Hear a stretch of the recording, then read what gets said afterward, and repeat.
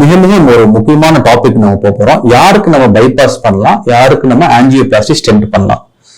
கிராஸா சொல்லணும்னா, சுகர் இருக்க நோயாளிக்கு 3 ரத்த குழாய் அடைப்பு இருக்குது அப்படின்னா அவங்கள கண்ணை மூடிட்டு நம்ம பைபாஸ் ஆபரேஷன் ஃபர்ஸ்ட் ஆப்ஷனா கொடுக்கணும். நம்பர் 1. அதான் சயின்டிபிக் டேட்டா சொல்லுது.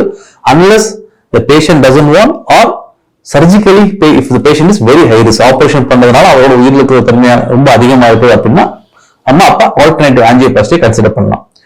செகண்ட், ஹார்ட்ல 3 ரத்த குழாய் இருக்குங்க. Left anterior descending, left circumflex, right coronary ஆர்டரின்னு சொல்லுவோம். இதுல ஏதாச்சும் ஒரு ரத்த குழாய் இருக்கு, ஏதாச்சும் 2 இருக்கு அப்படின்னா டெஃபினட்டா ஆஞ்சியோபிளாஸ்டி பண்ண முடியும். தேர்ட் பாயிண்ட், ஒரே ரத்த குழாய் அடைப்பு இருந்தாலும் அது ரொம்ப முக்கியமான இடத்துல லெஃப்ட் மெயின்ல இருக்குது அப்படின்னு பார்த்துட்டு அந்த மாதிரி இருக்குது அப்படின்னா நம்ம டெஃபினட்டா சர்ஜிக்கல் ஆப்ஷனை கன்சிடர் பண்ணலாம். எஸ்பெஷலி ஒரு லெஃப்ட் மெயின் 2ஆ பிரியும். Left anterior descending, left circumflex 2 ரத்த குழாய் பிரியும்.